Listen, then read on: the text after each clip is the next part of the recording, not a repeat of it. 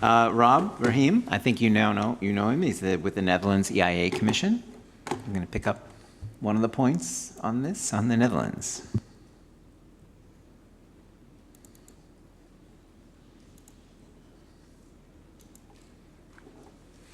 Good morning, ladies and gentlemen. I must admit that I've never looked at my country as a country beyond North America, but it's a different perspective. We are definitely beyond sea level. So climate change is of some interest to us. The purpose of what I'm going to do is give you a little bit more insight about what's going on in the Netherlands, and I will give you the perspective of the organization where I work. Now, I'm not quite sure if all of you know about the Netherlands Commission for Environmental Assessment, but in the Netherlands we have a mandatory role under a regulation that we do quality reviews of all EIAs and SCAs that take place. We do that for the last 25 years. We've looked at approximately 2,500 EIAs and SCAs since then. We're an independent foundation. Because we are supposed to do quality reviews from an independent viewpoint, we have been placed outside of government, but we're 100% subsidized by government. So that's my perspective. Because we see all those EIAs, it places us in a natural role of being a knowledge center on the EIA in the Netherlands. We are supposed to draw lessons learned out of it, and then translate those lessons into advice to everybody who's going to draw up EIA. And I will share with you in my presentation the current advice that we give to people who want to include climate issues into their EIAs. Now, what's going on in the Netherlands? First of all, current practice experience. How many EIAs do we have that pay explicit attention to climate issues? I say a couple of them are completed. We have a couple of very good examples where EIAs for power stations and industrial projects look at basically CO2 reduction. So they don't look at the whole range of greenhouse gas emissions, but they do focus on CO2. For adaptation, the situation is slightly better. We have, I would say, like 20 or 30 EIAs that in some way look at adaptation. I don't say that they're good practice yet, but we're getting there. And many EIAs right now in the Netherlands are underway. For just some examples, like for housing projects, energy projects, or infrastructure. And because experience is now building in the Netherlands, we took the initiative in 2008 to bring together the key national experts on climate issues in EIA and say, okay, now what is the approach that we could recommend to anybody that wants to include climate in EIA? So, as I say, we developed an overall approach. Now, having said that, there is one disclaimer, because in the Netherlands we don't really like or believe in overall approaches. We think every project has its context, and you should always use the overall approach to then translate it into a tailor-made approach for the EIA for that specific project. Actually, that's why the NCA is there in the first place, because we issue a tailor-made advice on each individual project. But you need somewhere to start from, so that's what the overall approach is about, and then we translate it. Now, what does this overall approach look like? I think this morning, Ralph Torrey said, listen, what private sector really needs is a pragmatic, simple way forward, and then stick to that. So what I'm now going to give you is what I think a pragmatic, simple way forward.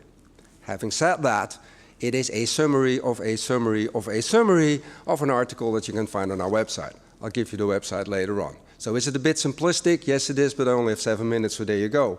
But as an elevator pitch for a private sector or a corporate official, this might do the trick. The overall approach if you want to integrate climate issues in EIA, this is how you do it. First of all, screen very carefully, because this might have come of some surprise to people here, but climate is not always relevant. There are projects for which climate is not relevant. And if something is not relevant, you don't want to have it in your EIA. Secondly, when mitigation is relevant, I would say there are 3 key steps to get useful information in the EIA.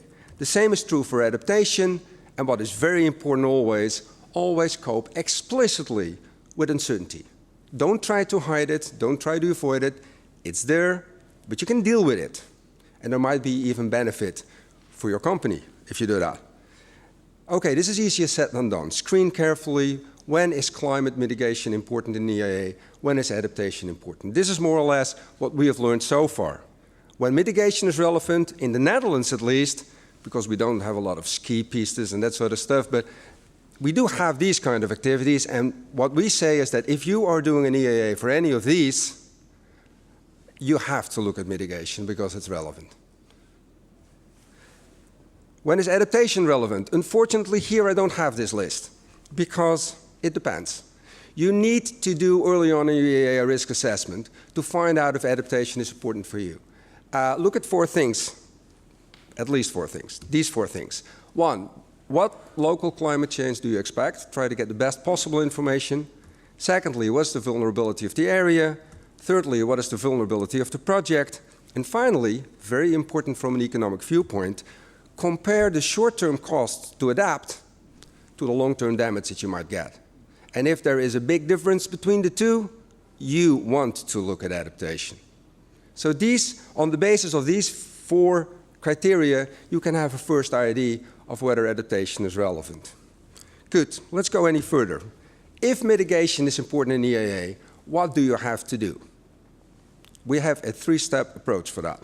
First of all, describe the greenhouse gas emissions that you have and describe what you can do to bring them down. Don't even bother to get into what are the impact of those emissions on global climate change or even climate change in the Netherlands. It's impossible. It's not important in EIA.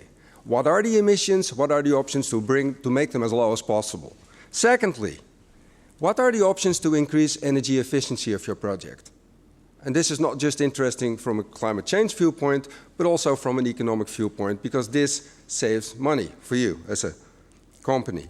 And finally, and this is something that companies are less enthusiastic about, if we do a quality review of an EIA where mitigation is important, we want to have an explicit presentation of how your project contributes to national mitigation goals.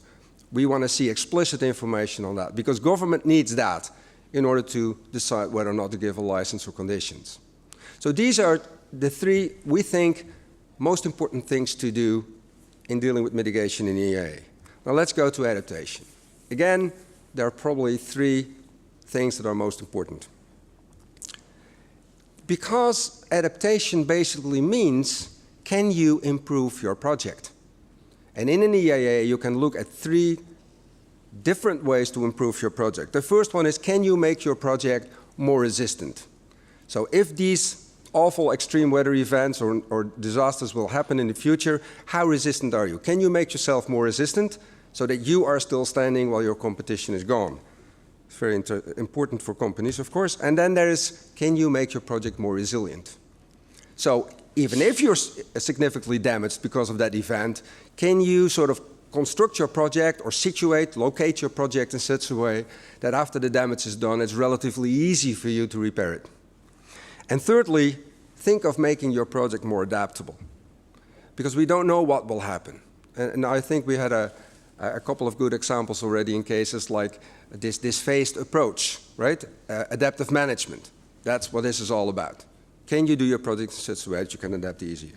So these, I would say, are the kind of alternatives and adaptation options that we want to see in an EIA that includes adaptation. Now let's go to uncertainties. I think yesterday I already gave you that one-liner from Aalborg. I think it was Viriato, a professor from Lisbon, who said, don't bother about, he has a better accent than I have, but don't bother about uncertainty. You know, the certainty is for kids. You can deal with certainty. There are 3 ways that you can actually deal with uncertainty in an EIA. One of them is consider different climate scenarios and then place your project in those scenarios and see how your project stands up, whether it can survive. Secondly, identify no-regret measures. What are the measures that you can take that are a good idea in any of those scenarios, and then take them? Some of those measures might even be a good idea without climate change. And finally, define your backup measures. What if things go wrong? What if things happen that you didn't thought were going to happen? Think about it ex ante, because then you can act more quickly later on. This completes my summary of a summary of a summary of an approach to climate in EIA. You can find more information on it in this publication that we had last year, and you can find it on the website. I still have 3 left, so if you want to have one, you can have one. but I'll give you the website later. There's more information, of course, more sophisticated, using more sophisticated scientific language than I've just used. But I want to conclude my presentation by a warning, because so far I have only been talking about information, the kind of information that you want to see in your EIA. But if there's one thing that we've learned in the Netherlands, is that EIA is not only about information. It's a good starting point. You need it. But if you only have a book full of good information, nothing will move, nothing will change, nothing will be different.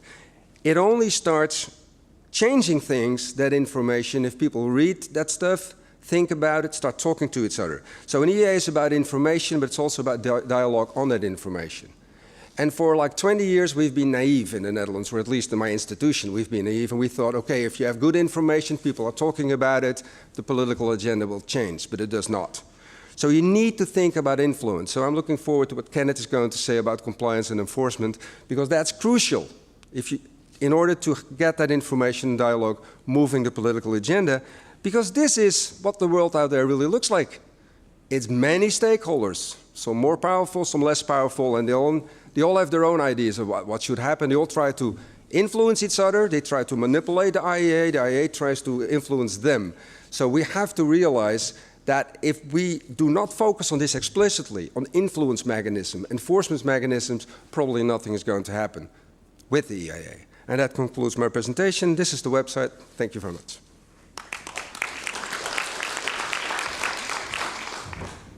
Thank you, Rob. That was really interesting and inspiring, too.